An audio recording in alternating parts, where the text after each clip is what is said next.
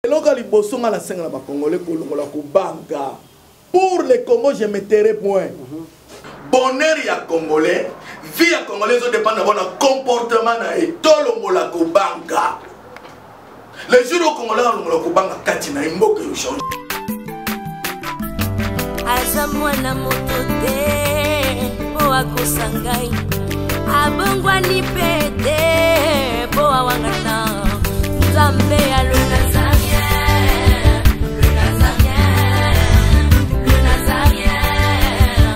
David Nzamba ayebana kitoko koma mukondima atako babakola ki mafuta na musakolima lelo ya yo bolingo ebakelile Nazareth lipamboli oyo mona na katempeni mama kantelobi kola bie mapapu masopi mafuta toko kisi ena elongo na nzambe oyo babenga na makomi Jésus.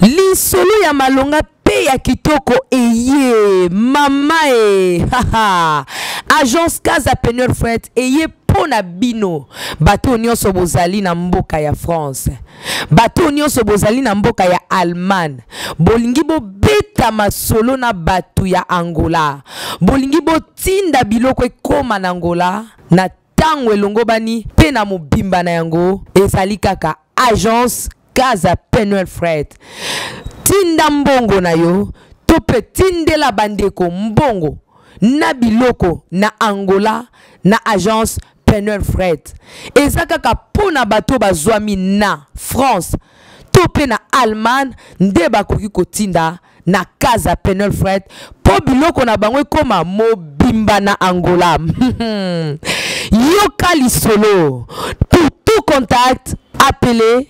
Bienvenue à tous na Casa Penel Fret. No comment.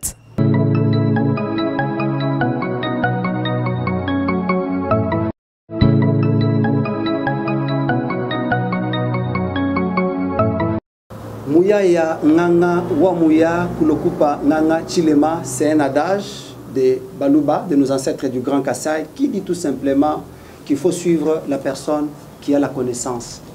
Sinon, tu risques de les traiter pour mauvais. Voilà pourquoi, fidèles amis du www.nazareentv.com, nous sommes toujours là, na Moussala Nabino, comme c'est un contrat qu'on a déjà pris de temps à autre. Depuis tous ces temps, on s'était dit de pouvoir vous informer à temps réel. Voilà pourquoi, Lelo,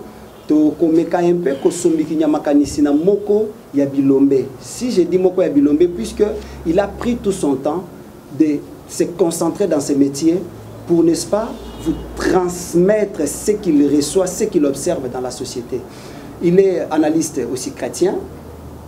De toutes les façons, vous allez le découvrir juste après ce qui to zongi Nassima Loyembo.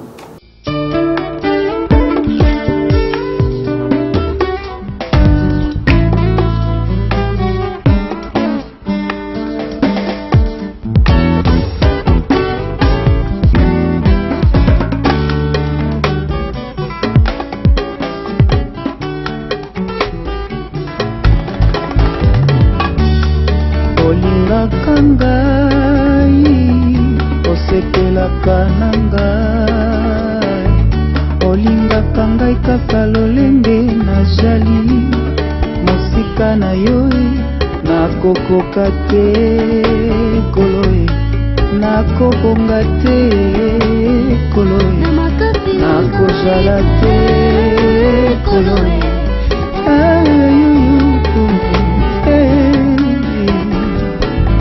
yawe olinga kangai osepela kanangai olinga kanga lolenge nazalaki lolenge na yakie oyamba kingai osika na yoe nakokoka te koloe nakobonga te koloe nakozala te koloe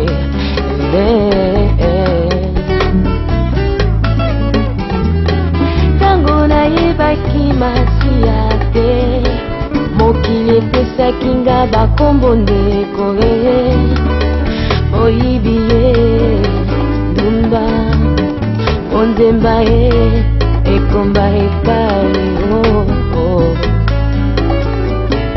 ata na libota nazanga kitina baninga pe bakima ngai bosoto olingaki ngai olandaki ngai osukoli ngai nangengi mosika na yo nakokoka te kolo nakobonga te kolo nakozala te kolo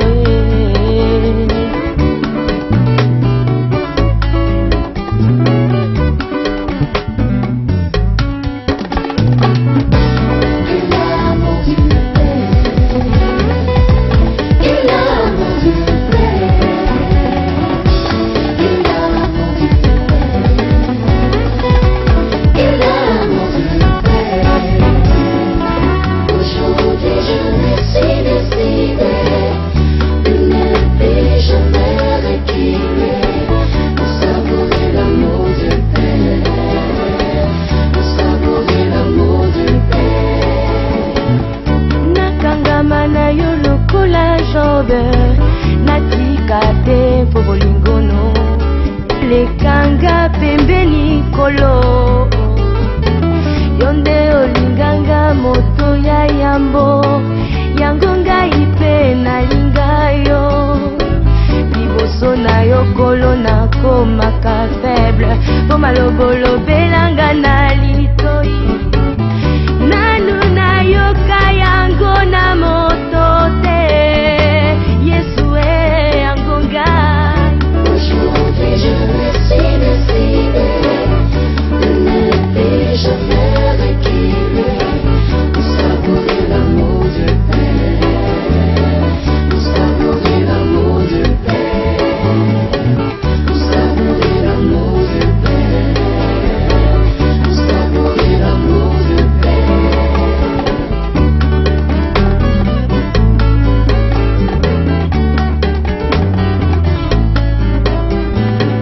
nakangama na yo kolo pamba te bobengaki nga pene na yo ofandisi nga na makolo na yo oyekolisaki nga lolenge na yo kolo eza lolendo te soni te koloba monene na yo kolo obetaka ngonga pelopole obetaka ngonga pelopole obetaka ngonga pelopole obetaka ngonga pelopole ngonga ebisi na binanga nazala mosika na yo kangonga na yo yango na ya papa na bafaiblesse na ngai yo de cuerpo na ngai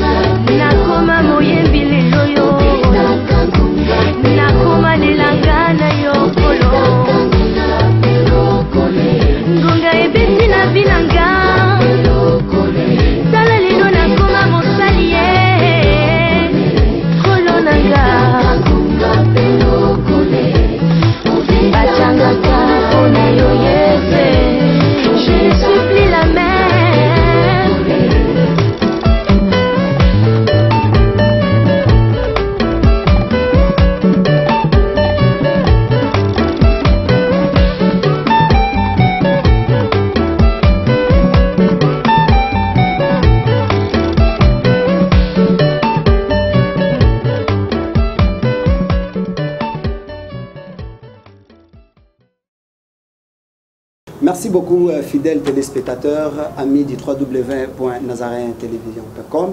Tozali Awa na Mwanamboka, nous l'appelons Mwanamboka puisqu'il est congolais. résident ici à Kinshasa, dans la capitale de la République du Congo. Il a y a formé plusieurs. C'est un père de plusieurs enfants, professionnellement parlant. Lelo Azali Molakisi n'a habité le Alikolo, c'est-à-dire il a un parcours très profond, à qui nous disons bonjour, monsieur Apoipan.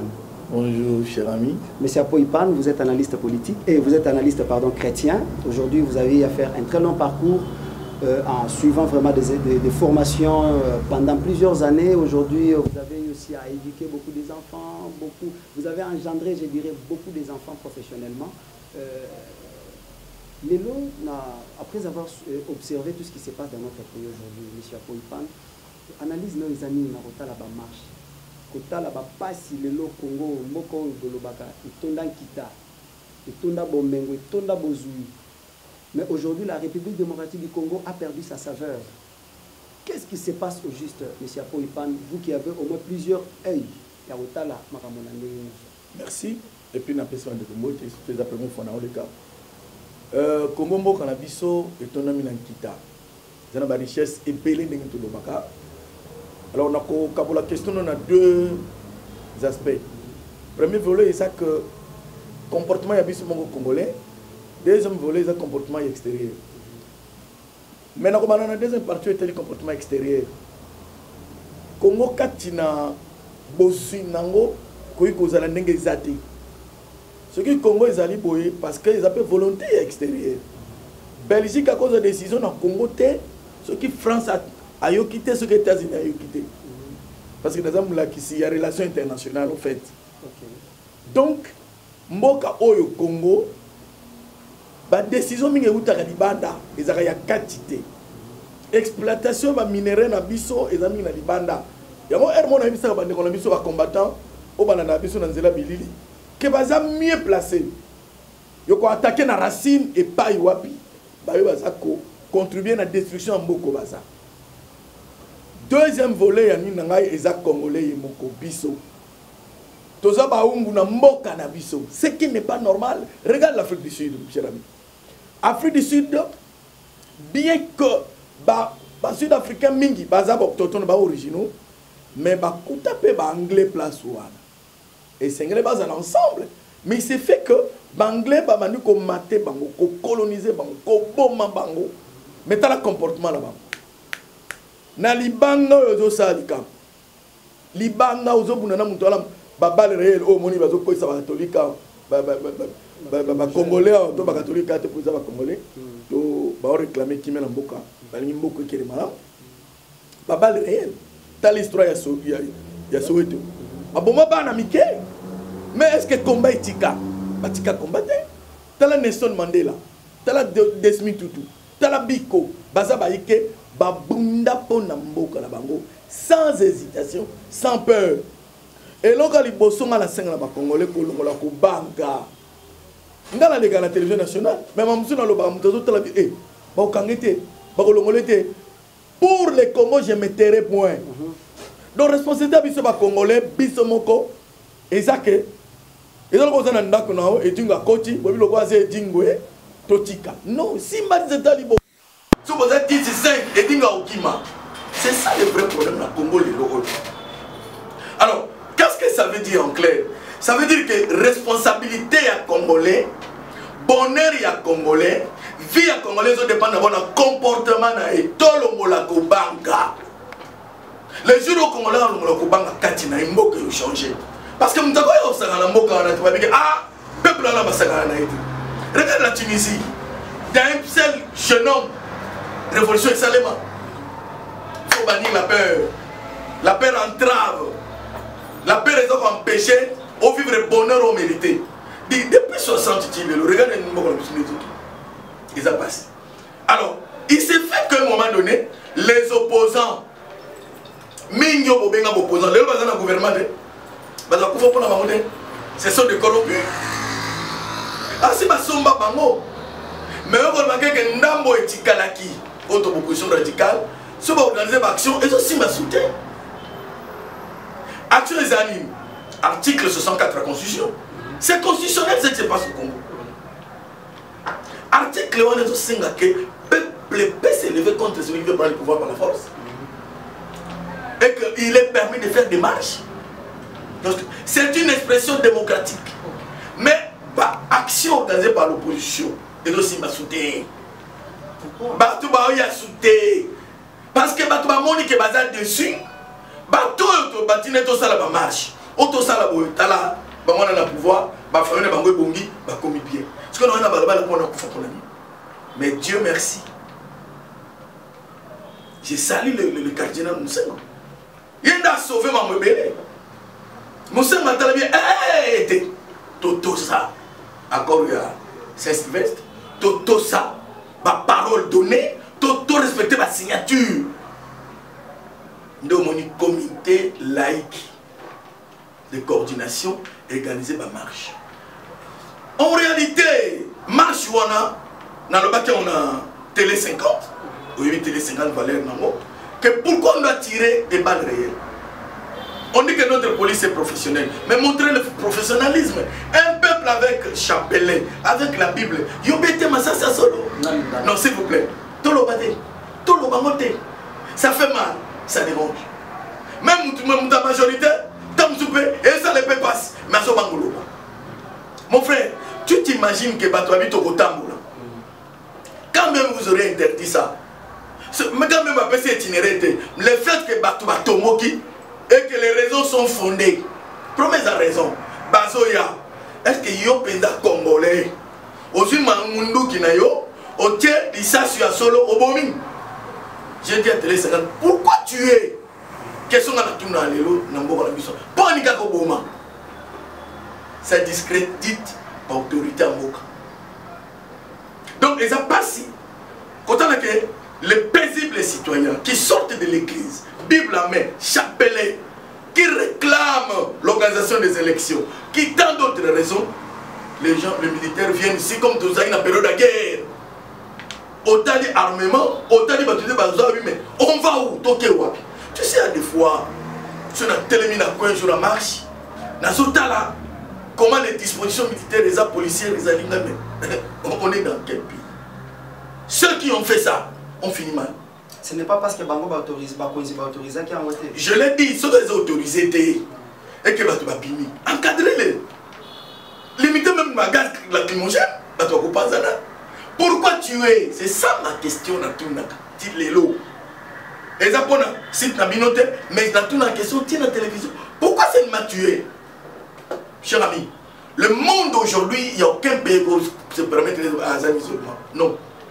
Quand on parle de la souveraineté est diminuée dans beaucoup de choses, notamment si vous signez ma convention, ma accord, ma traité, vous perdez une certaine dimension de la souveraineté. Aujourd'hui, avec l'affaire des droits de l'homme,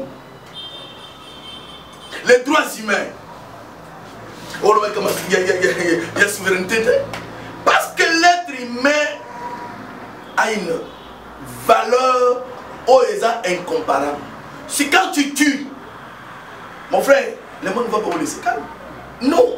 Voilà pourquoi j'ai dit, question dans ma marche, c'est déplorable. Quand bien même qu'il n'a pas eu d'autorisation, on ne peut pas tuer. Mon problème c'est tuer. Voilà la fille qu'on a enterrée de la maïs. Elle venait de l'église, elle est innocente. À cet âge-là, dites-moi comment on peut remplacer. Voilà l'enfant du colonel. Tu as vu le colonel qui pleurait? Il est colonel. Il pleurait parce qu'il a perdu sa fille à Botina qui s'engage. Maintenant, il s'en mon en a collé à Zotan ses classes à Koufi. Nalisa c'est réel. Dieu, c'est celui qui confond les gens. Moi, j'ai dit, il faut souvent, j'ai toujours recommandé aux gens de regarder Dieu. Toute injustice, on a tellement toujours injustice. Même ici, dans la salle, on a un problème parce qu'on a tellement d'injustice. Vous voyez? Donc, Dieu, c'est voir. Même aux gens en coucou, Zambé à Monaco. Beaucoup de choses, au peuple congolais, oui, c'est vrai. Pas sur la Tibiso, ton père de Bisso, mon bébé va valer dans Bisso.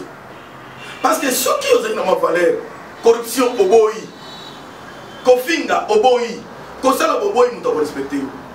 Parce qu'il faut dire que les non, Kokobek ne va pas diviser pour mieux régner. Diviser, c'est tout ce qu'on voit dans la politique, on voit dans la Bisso. Pas ta majorité baza, pas d'opposition baza. Pas ta opposition, pas ta majorité baza. N'a qu'à ta majorité, pas ta opposition baza. Donc il n'y a pas de secret. Tu comprends? Donc tout ce qui est mijoté dans le secret, tout le monde en a grand jour. Tout le monde en a grand jour. Donc moi je pense que un autre problème dans le Congo, le respect des textes. Cher ami, ça c'est un problème sérieux en Afrique. Congo est en Afrique. Est-ce que ça la sonité, nous devons avoir le pouvoir 32 ans de Mobutu Azalek. T'as pas moment Laurent Désiré Kabila. De 8 ans il y a un gars ça l'a pété, mais néanmoins, il est qui a bien belé. Il fait le compte à la tuer. Et regardez le président, il y a quel pays encore? Oh, il y a Niamey, si je ne me trompe pas. Yaya. À Boyko Kende, il aurait fallu la communauté internationale par le Sénégal, pas Benganaï. Ça c'est honteux. Respectons les textes. Aimons ces Congo. La seule façon d'aimer les Congo, c'est d'éviter que les gens meurent, qu'il y ait la justice distributive et que les richesses aient à la partager dans la bâtiment. La seule façon d'aimer les Congo, c'est de comprendre qu'il faut qu'il y ait des hôpitaux sérieux. Mon cher, il y a un problème d'hôpitaux. Baba là-bas, ils ont tombé. Mais ma kounini malabala moi tombé. Mais les gens ne disent pas. Toké wapi. Dans la vente ma minerai. Ma minerai c'est ma matière épuisable et si la cas. Tu comprends? Il y a des gens qui font des contrats lyonnais, ceux qui contrats au Léli. Mais comment on peut aimer son pays en se comportant comme ça? Alors tout ça fait que le peuple avait bien été. Mon temps il a bien été. Mon temps qu'on a un hôpital de problème. Quand il s'est barré, vous savez, chers amis, il y a un problème dans le Congo. Il faut détruire l'enseignement. Ceux qui ont détruit l'enseignement, les Congolais vont dans le sens à raisonnement. On m'a dit, évangéliste Baka, tu as cité, à l'Obaka, il faut une cohérence dans la scientificité. C'est-à-dire, mon tour est scientifique, académique. Ce qui est Zoloba, aux hommes, on a idée, ils ont quand même qu'il y a ça. Et ils ont bon, ma bateau, et nous, maintenant, on a peur, on ne dit rien. Voilà pourquoi le Congo avance comme ça. Détruire l'enseignement. Quand vous détruisez l'enseignement, mais c'est fini. Quel est Gabon? J'ai des amis qui enseignent au Gabon. Fouta enseignant ma bépo, après sa matière de singulité, avec la corruption. Secteur, dans le cas de développement, nous disons ceci, tout le Bakaboui. La structure la plus importante pour un État, c'est la structure mentale. C'est la mentalité de la vision congolaise. Tellement que rendre biso banimo nzala mutumo réfléchir sur bienté sur une réflexion bien bato tomo kelio. Donc tu vois quelqu'un qui réfléchit mon colo va réfléchir au roi bébé. C'est ce qu'on veut de ces pays. On n'a fait pas de Koulouna. Nous on a grandi à Kinshasa ici. Moi je suis un Mateta, mais je suis un maître karatéka. Dans les clubs Shadi, les gens de Mateta qui sont à l'extérieur me connaissent. Tout ça là c'est porté pour tout combat. Le phénomène, ils ont détruit Moka. C'est-à-dire distraire le peuple congolais. Deuxième élément, l'église. Créer les églises dans le ruelle. Distraire les gens. Leur donner un espoir que nous sommes à l'époque de la manne. Créer cette distraction dans les églises. Troisième élément, les bars. Au moins, si on a la distraction là, on a bar la nana. L'église, la nana. Qu'est-ce qui empêche à l'évangéliste, bishop, Dieu tout-puissant, tout ça, à ça l'église, n'a pas pour nous compte, à ça l'église, mon frère. Mais au compte, sur une réelle 4, 5, 10 églises. Le but, ce n'est plus l'édification du corps de Christ. Non, c'est l'argent. C'est ça le but. Créer les églises. Bar. Au moins, bar, awa, qu'on est distrait. Distraction, mon frère. Est-ce qu'on dit qu'il va se sauter à brassicole, la biseau? Sucre, pardon, il faut fournir en grande quantité pour retirer les salades. Nous devons dire que le peuple va nous réfléchir.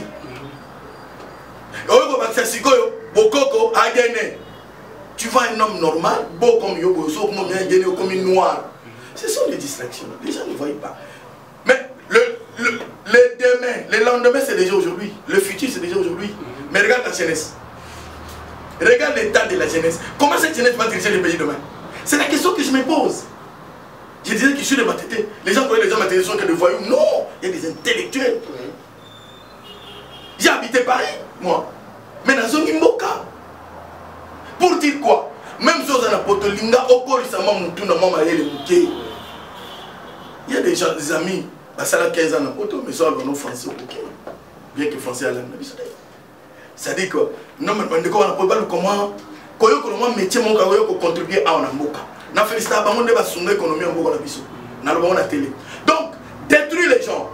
La destruction de l'homme, rendre l'homme incapable dans la réflexion. Oui. Ça mène à quoi? Ça mène à ce que Mboka est dirigé dans Papaya un jour. Parce que Mboka est comme un tout dans village planétaire. On a besoin de ça dans la firme à miner, il faut tester. Alors les gens qui utilisent seront en danger. Voilà les tableaux que représente le Congo aujourd'hui. Nous devons en prendre garde, ouvrir l'œil et le bon. Les gens qui ont regardé la politique parce que Moussa n'a pas fait la politique. Nous avons un classement aussi ici. Lobby y a un autre immeuble. Un autre élément, c'est l'impunité. Il faut qu'il y ait des marches pour que ce pays change. Et continuer, Kaka. Et continuer. Regarde, quelqu'un qui construit l'immeuble, il faut les suivre. Où est-ce qu'il a eu l'argent?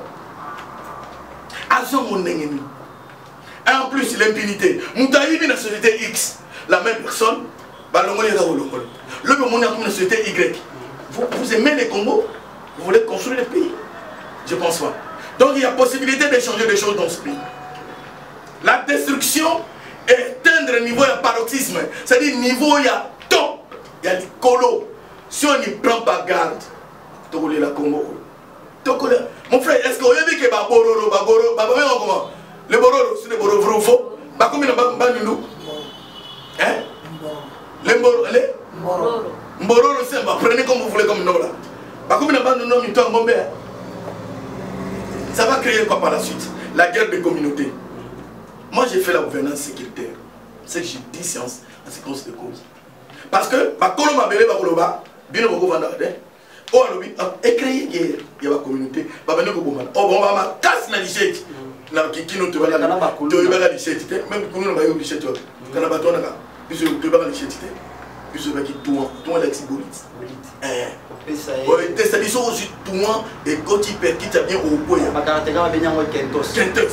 Merci beaucoup. Donc, il y a possibilité, il y a qu'on change Mboka. Mais je me dis même au bazar de pouvoir. Par conscience, par amour du peuple. Il ne faut plus tuer. Bon dit ça, bon dit ça. Et respecter aussi les mandats. C'est tout ce que moi je peux dire par rapport à un tableau à Congo, dans le Kolalilo. Mais dans ça qu'on attirer attention, il y a peuple congolais. Qui refuse, M. Apo, il parle de se transformer, Kolongola esprit zaïrois pour s'adapter à l'esprit congolais, apparemment, aujourd'hui. C'est-à-dire? Non, mais on a suivi les discours du chef de l'État. Il a dit qu'il a du mal. Ce qu'il n'a pas reçu, en fait, dans la mission Naïe, l'homme congolais ne veut pas pour changer l'esprit Naïe. Il y a zaïrois pour s'adapter à la situation actuelle, à l'esprit actuel, il y a congolais. C'est-à-dire que l'esprit actuel, c'est ça le mal, puisque le chef de l'État, il était clair. Alors, bon, que non, il a du mal. Le respect au chef de l'État, il a fait un discours. Batubalandi Yango. Commenter dans le discours du chef d'État, je pense que ce n'est pas le moment au salon. Oui. Ce n'est pas le moment. Mais le peuple congolais, moi je m'adresse à ce peuple. Attends, ok. Sera l'ingé vraiment moka oyo. To lungola ko banka. To linga mboka. To tika corruption. Doser quantité masangana ya agene. Ils ont détruit yo. Attends, n'a pas si tant que ça bana. Mon frère, maloba ke ok. L'enseignement fondamental est gratuit. Est-ce que c'est gratuit? Maintenant, parents, ils vont construire 1000 écoles. Ils ont 1000 écoles. Ne parlez pas de ça. Il ne faut pas parler de ça. Moi, je ne suis pas encore docteur, mais j'ai fait longtemps. J'ai donné une doctorité. Mais j'ai fait longtemps. J'ai fait longtemps. Donc, on a eu toujours. On sait comment les gens obtiennent des diplômes dans ces pays. Je les paraphrase quand même. Donc, ne me parlez pas de ma tête par rapport à son doctorat, où il est docteur. C'est un gars intelligent. Il est de la même promotion que mon grand frère. Vraiment, il est intelligent. Mais quand en matière, il y a pour défendre une thèse, je me réserve. Parce que je vis déjà à l'université, il y a Kinshasa. Dans mon papa, au plus tout putain, tu le vas défendre la thèse. Il y a la thèse, il y a la thèse à la recherche. Et puis, dans la thèse, il y a l'originalité. Hein? Dans la thèse, il y a un apport que vous apportez à la société. Je pense que si on a touché mon bébé, merci beaucoup, M. Apoipan. Mais nous savons que vous êtes chrétien à part entière, bien que vous avez l'amour du pays. Vous aimez votre nation. Toi, pasteur Rebelle de Apoipan, vous êtes chrétien avec tout ce que vous avez reçu comme connaissance dans le monde de l'église de l'eau. Pourquoi tu peux ça comme pasteur ou un conseil, responsabilité d'abord face à ces fléaux qui gangrènent dans le pays, les Apoipan. Oui, merci. Nous avons un versement public. Après, nous répondre à la question. Psaume 103. Mon âme bénit l'Éternel et n'oublie aucun de ses bienfaits. Amen. Et ça continue. Nos pasteurs sont ingrats. Avoir les bienfaits de Dieu envers ses hommes, envers nos pères spirituels, envers ceux qui sont dans les 5 ministères. Les ingrats.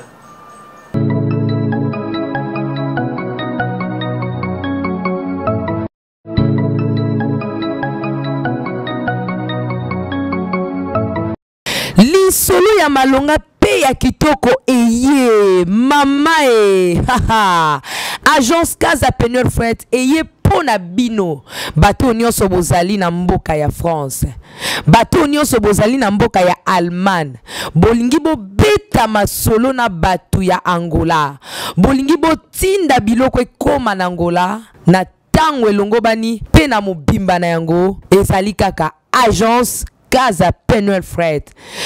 Tinda mbongo na yo, tope tindela bandeko mbongo na biloko na Angola na agence Peneur Fret. Eza kaka pona bato bazwami na France, tope na Allemagne nde bakoki kotinda na Casa Peneur Fret po biloko na bango koma mobimba na Angola. Yoka lisolo. Pour tout contact, appelez. Bienvenue à tous na Casa Peneur Fret. No comment.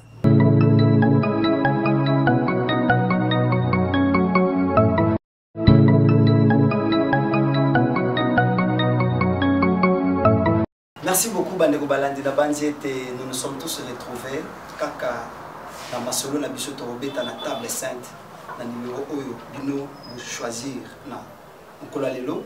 Tozali bongo na mwanamboka Apoipan. O tozalaki ko sombi kinyamakani ensemble pour le développement ya mboka na biso. C'est-à-dire, nous sommes en train de contextualiser les choses, faire des analyses pour nous retala di pai wapi makambo ezotambola penza malamu te. Voilà pourquoi tu as zongué les sous-sous. Tu as dit solo, moi, Apoipan. Vous allez chroniquer la musique au sein de Moussalama Kassi à la contribution à la culture et à Mboka. Les lots, les sous-sous, pasteurs, téléméli, ils ne peuvent pas prêcher. Napoto? Oui, c'est bien. Et vous trouvez ça bon? Non, le par rapport à ça. Non, c'est normal. Pas vous ne pas la Pensez-vous qu'un pasteur, il faut qu'il goûte à Napoto ou bien il peut aussi prêcher à Tchou? Je suis musicien, moi, je suis Pour le baquet à Bokorote, pour le baquet à le photo toadé. Hein? Pour le baquet à la monnaie du tout.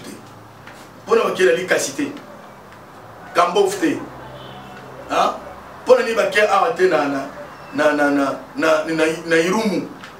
Pour le baquet à Bouniade. Mais on a besoin d'apprendre, puis au fur et à mesure, on va courtoyer. Mes chers frères, c'est pour l'argent. On offre des ans en devise. Alors, c'est l'argent. Il y aura ici, évangile au théâtre. D'ailleurs, les missionnaires nous ont trompés ici. C'est pour venir de là. Qu'est-ce qu'ils vont faire là? Commencez, parce que la Bible dit. Parole, il faut éteindre toutes les extrémités de la terre. Commencer par choix. Donc le problème, il y a un pasteur, moi ce que je peux te dire, il y a un reste de pasteurs bien. Pas ça. Que Dieu le bénisse, qu'il les protège. Amen. Il y a un reste de pasteurs. Pasteur, celui qui va se reconnaître dans ce que je dis a changé. Okay. Le pasteur, c'est l'argent. Regarde les pasteurs trop riches avec un peu plus trop pauvres. Quand dans l'église, je vais 15 fois. J'étais invité à prêcher dans une église quelque part ici. Mais dès que je m'a préparé un bureau pasteur, je me suis dit, mais Jésus, même si je ne ferais pas ça, c'est que tu ne me connais pas, papa. Je lui ai dit ça. Ils ont demandé l'argent quand j'ai compté avec les intercesseurs. Papa, va et vient. Papa, il y a Mbika, il y a Pondou, il y a Mungwa, il y a Massangou, il y a Nim. Non, craignons Dieu. Ça, c'est édifier le corps de Christ. Les restes, on a pas pu m'arriver, trop. Alors, on ne peut pas forcer la main de Dieu. Dieu le missant, c'est quand est-ce que Moko Abobanga va combattre, Moko Abobanga pouvoir, Moko Abobanga peuple, Moko Abobanga va pasteur. Il vient par l'Esprit de Dieu. Il vient parler de la part de Dieu. Il vient prononcer les choses selon que Dieu l'aurait utilisé. Ce temps-là viendra. Nos pasteurs ont dessus. Maintenant, c'est l'émission, toujours le combat est belé dans le Camboyo. Va décevoir, aussi va dire ma belle là-bas. Qu'est-ce que ça va? Tout le monde est sur Internet. Il faut délivrer une fois si ma partie sensible.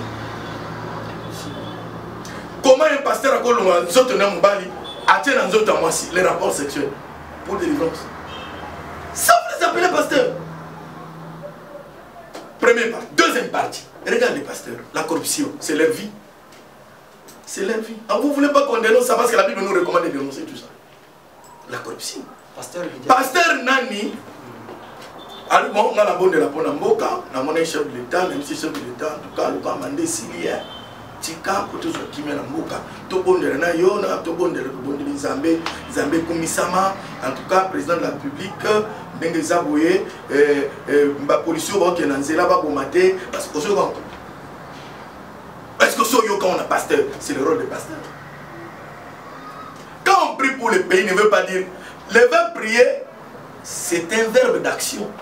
Alors il faut une action. J'ai vu les gens prier pour ce pays ici au stade. Mon quantité en boule. Il y aurait une boule une bénédiction. Chasser l'homme qui n'obéissait pas à Dieu. Moula n'est pas bengana. Heureusement pour eux, si c'était à l'époque, oh, Tanissimo, comme Mungwa, ils allaient vivre beaucoup de choses dans ce pays. Si c'était à l'époque où Dieu punissait directement comme ça pour servir d'exemple aux autres, Mini Bakata, Abongwana. Yo, pasteur, Mini occultiste, non? Ils sont pasteurs encore. Ah bon? Oui, nous avons une reconnaissance. Les gens, Mola Monzamba Salabango, Dieu a doté en puissance. On va continuer Nicolas Nzambé. Avant de dire, ah, nous avons une église, porte à Mabaya, Manzanza. Babonza écoute, na 3 personnes sont compté na fin boé 2000 francs pour monter compte pas ibarami. Et tu as 2000. Ah, tant mon toto banani na ye, a autant mona bâti pa minene, a autant église à monene. Écoute, le judaïsme existe. Je vous amène en Orient. Christ même n'était pas accepté en Orient. Retenez ça. Le judaïsme existe. Ces gens sont bourrés d'argent. Bazo Zobambon va soutenir ma pasteur en Afrique. Même les Nigériens au monde. Il y a beaucoup de choses. Je vous dirai ça un jour. Alors, ces judaïsme ne va pas dans la banque. Bazo soutenir ma pasteur comme Tom Sango, l'église à Minene. Papa Sabango, Mintuka Minene. Il y a des pasteurs pédés.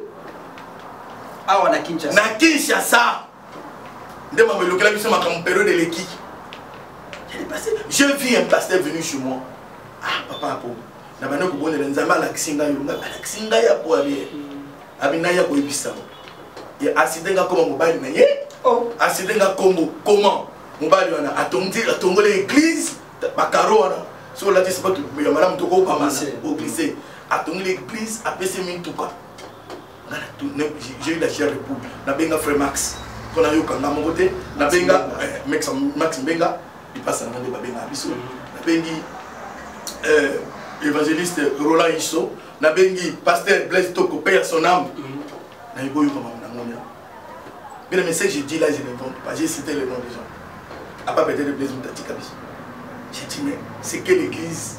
J'ai vu une maman venir chez moi me parler de ce qu'on a fait. Abi moi na zama mke balkon nga mais alalinga maman na ye.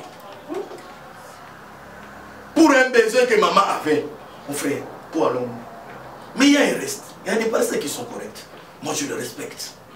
Mais la magie, on va aujourd'hui au grand jour, on apprend aux gens l'occultisme. Au grand jour. Ndeko o ezala ki na kuku lelo za na poisa. O moni ya biso to bani ma église oyo. Baba bene na biso bazebele. Ngala na groupe de prière. Pona ngena za la sango wa. Na ngena za la sango. Pour mon ami, moi babitu monsieur zani tia ba sango. Ne mona li passe no max. Oui, ngema yeli ka ki pinda po yemna na sa ki sango pinda. Ngala ka mo show. Je te dis, quand je vis ces choses, ma pasteur, bazongande tout ça na mandala là. Vous avez bien absolument cassé un groupe de prière. Mon frère, Dieu parle. Dieu répond. Il y avait des miracles. Pas des manquiona. Tu connais les manquiona? Oui. Toyokani. Voilà un autre mandat de pasteur.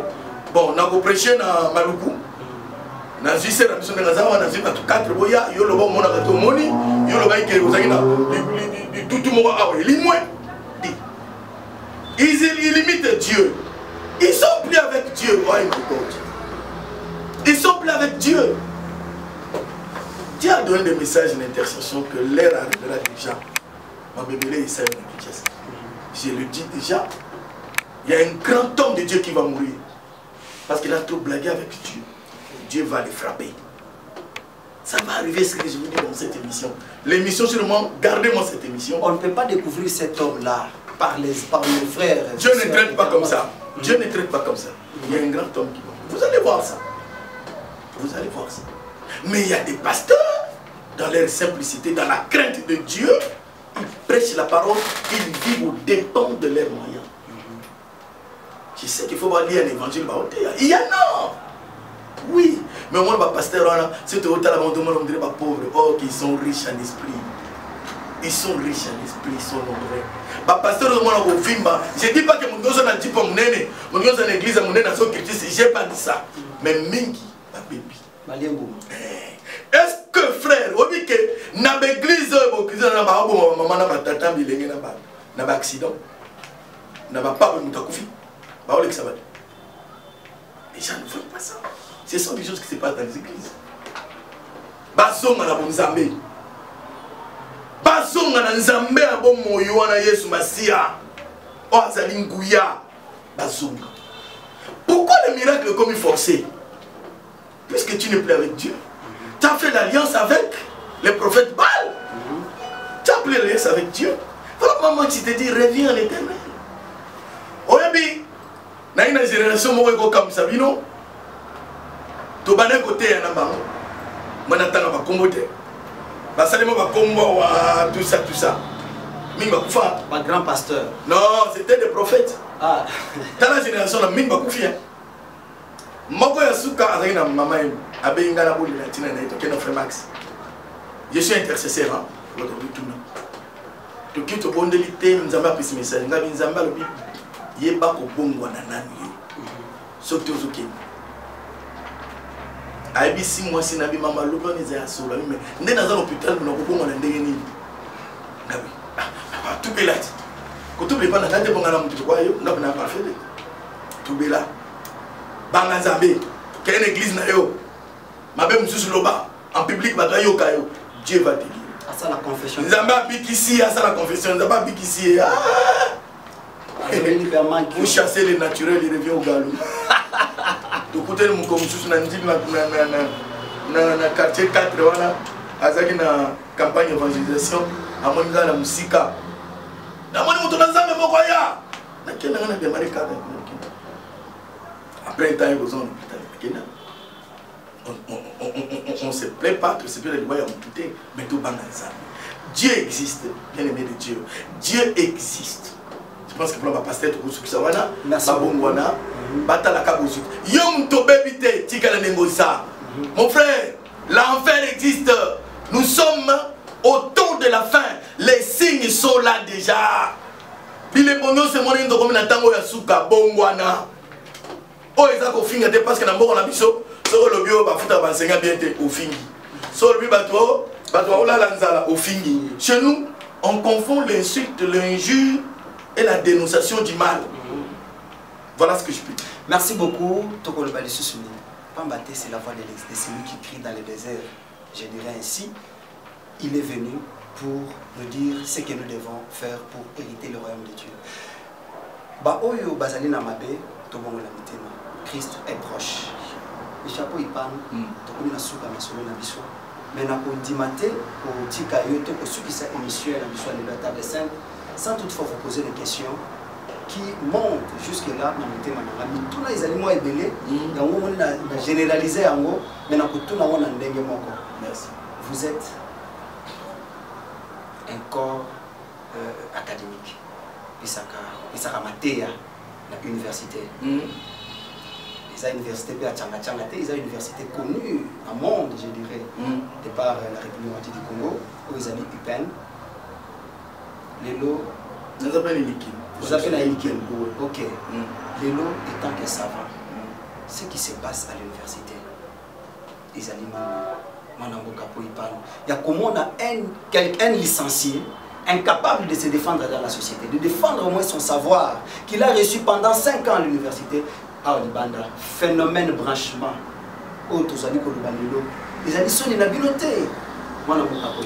Merci.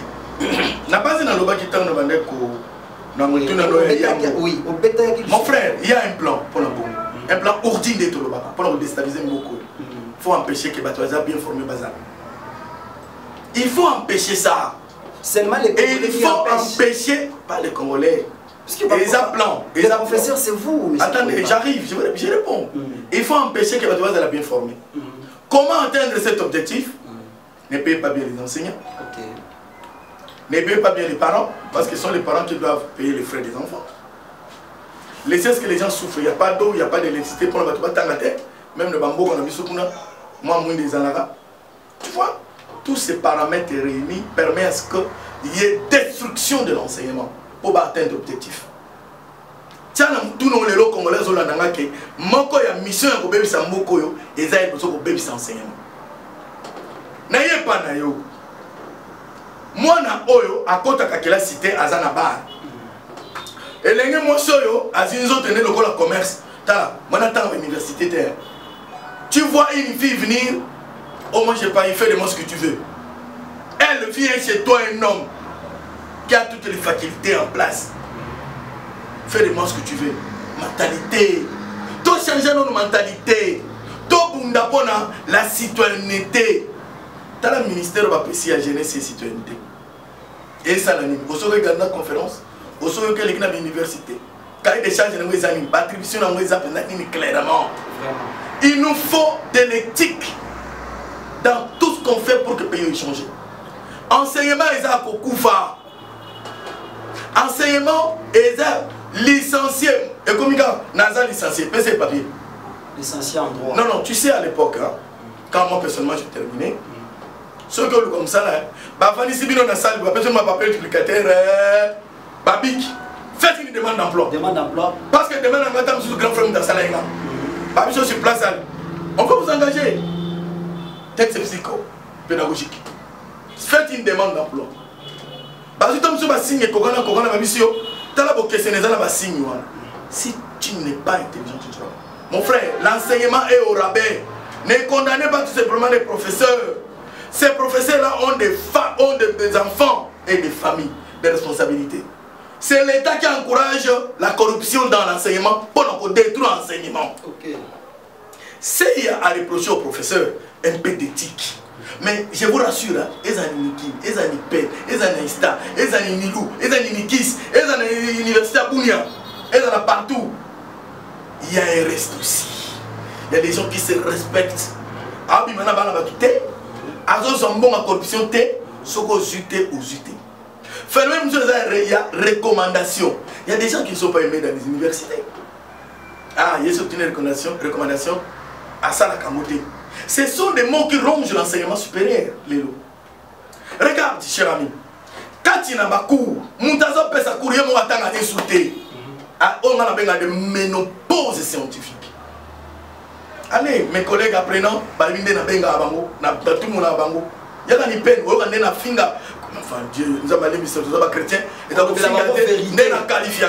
Professeur Silabis, il y a 1980, virgule les années malgré l'évolution scientifique, l'évolution du monde, il y a Zakana Silabis. Il n'a pas l'état de mettre à jour. Ménopause scientifique, ce sont des gens à chasser. Yo, on est qualité. Donc, qu'est-ce qu'on a la distinction? Mais il y a des distinctions achetées. Alonginaye. Montazolo, il faut distinguer. Nakatia délibéré. Mon frère, sauvons l'enseignement. À quel pas profiter? Azul 14, Azul 15. La fille distingue. La fille ne sait pas écrire son propre nom. C'est quel pays? Comment on va développer ces pays dans ce comportement? Donc l'enseignement, exactement pour nos enseignants, l'enseignement est au rabais et c'est détruit. Enseignement, le lot, Moutou a D6 Yakal. C'est au tien licencié, mais en tant que c'est licencié. Moutou a PP4. On va ça la coupe couture. Oui, parce qu'on a 4e. Parce qu'on a 4e. PP5, et il y a coupe couture. PP5 est parce qu'on a 5e humanité. À continuer à 6e. Bango au Zoom, au comparé à Moutou Alouba, tant sous docteur. Avant-il, nous sommes en enseignement supérieur. N'a pas de ministre sort là, à vérifier mon naro. Bandeko ba uta pote na ba doctorat. Oui, le monde a évolué. Ce qui est là, papa pour alobakaza boy. Au bet kan ordinateur. Comment les a pas y pan hanche. Au bet chango et au l'action universitaire silisaki na pourcentage na année. Elle a sa palmarès. Bandeko ba uta pote mon frère. Il s'est dit professeur. Oh, c'est quel mon côté. Il n'y a pas de prérequis. Prérequis, nous l'avons tout bien.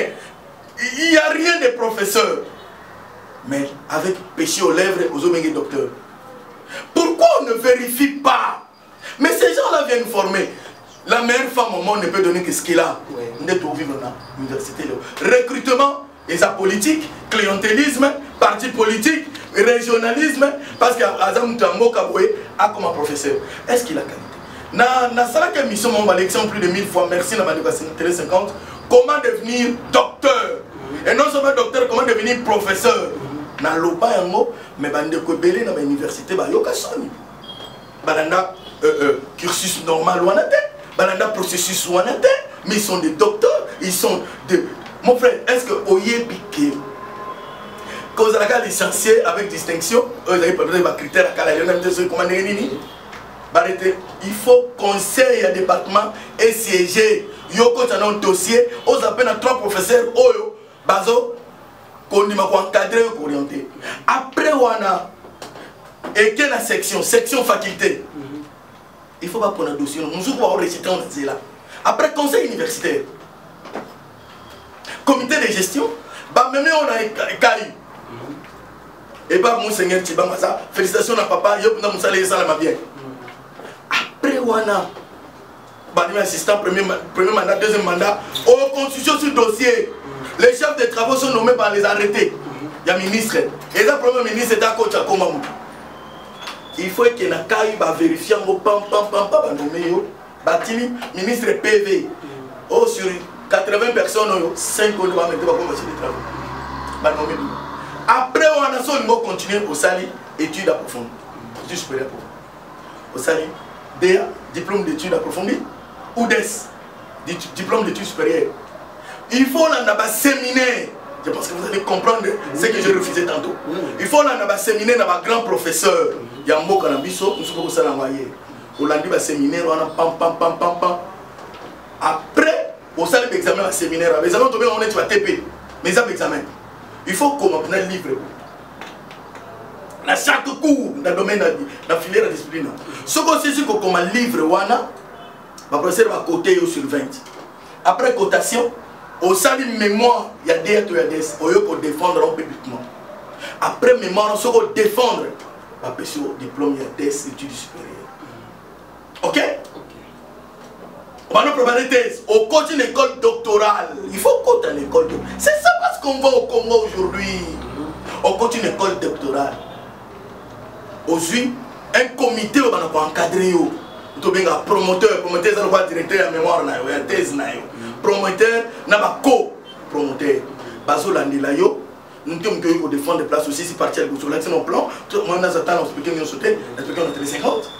Ce qu'on dit ici, thèse et concret, aucun non défense, il y a bango, on va venir à Kindo qui a science.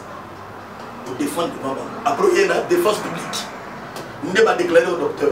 Si on déclare au docteur, on a professeur, peut-être que vous avez un chef de travail d'enseignant, mais néanmoins, il faut pas qu'il y ait une dimension pédagogique. Parce que tu vas transmettre la matière. Après, il faut ça dans 6 mois. Au défendre, il faut ça après 6 mois pour nommer professeur associé. Moi, je continue à soutenir l'ordinaire. Alors, bien on va la maman lobby, so il a Congo et ça ma bombe. OK, merci beaucoup. Moi, je suis Poipan, je suis capé numéro de téléphone. Na commission zambe na bombe oui. Ngai na loba nanga pona mboka na wana kana mon côté. Na loba po mboka na biso changer. To fungola miso, to linga mboka o. To permettre ba to atanga ta pas ses maman papa c'est sacrifié. La place Kinshasa, biso ndo beta babali na we place nyoso bateka. Wana potu yango te.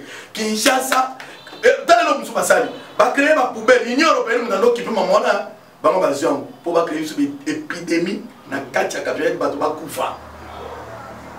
To ba zo ba mbongo ba bume vimba susu. C'est il oso mona Kinshasa pi. Mon frère va sujet c'est belé ça passe. Donc le baso les acteurs lingambo kana biso. To tika kobanga. Quand on les respecter le texte que nous avons signé, et dans l'opposition, dans la majorité, puisque tu bois une guerre dans le Bokanambiso, tu bois une guerre. Ceux qui sont en bas, ils n'ont pas de solution, mais le respect des textes. Biso va enseignant, biso va journaliste, biso va saïla nzambe, on a le besoin pour te bongona, et ça pour te bongona. N'a pas mon récit koyo, oh emi koya manga, nzambe a bomba bino, parce que moi dans le lengue caméra est en ligne des autres. Donc, les bébés battent mais vous savez que maintenant, nous avons les canissures Zambia Pambola. Équipe n'a Zambia Pambola. Numéro de téléphone est 081 14 55 804. 081 14 55 804. On a encore eu comme on a eu Apo Ipai. Na base batumi baibingai na umini na musala oya kopaza sango mais baike baeba kiteke na zape mutu na tangi pe politique na tangi communication na tangi pe politique na tangi pe mo bebele moto le bango awteza na tinate o esenge na biso to linga Congo bunda Congo bisika bundela Congo bisiko zali ozana to za bundela Congo Bundela Congo, Moko il faut changer. Ceux qui te bundeli Congo, un jour te rouler. Merci beaucoup. Comme j'étais en train de le dire au départ, que c'est la voix du maître.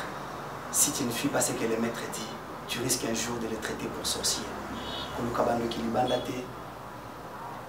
Aie d'abord un regard sur ta propre vie et véhicule un message clair que tu as reçu de la part de ces grands hommes.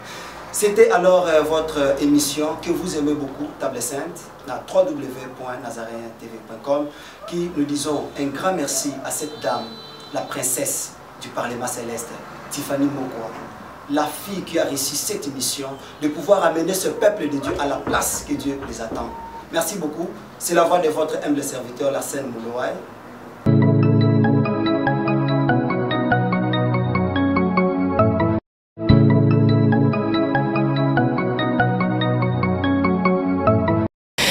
Solo ya malonga pe ya kitoko eye mama haha agence Casa Peneur Fret eye pona bino bato nyonso bozali na mboka ya France bato nyonso bozali na mboka ya Allemagne bolingi bo beta masolo na bato ya Angola bolingi bo tinda biloko ekoma na Angola na tango elongo bani pe na mobimba na yango ezali kaka agence Casa Peneur Fret tinda mbongo na yo tope tindela bandeko mbongo na biloko na Angola na agence Peneur Fret eza kaka pona bato bazwami na France tope na Allemagne nde bakoki kotinda na Casa Peneur Fret po biloko na bango ekoma mobi mobimba na Angola.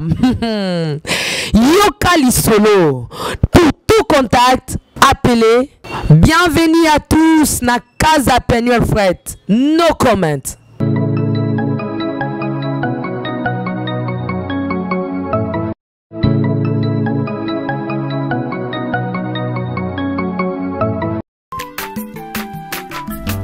Aza mwana moto te po akosangai abongwani pete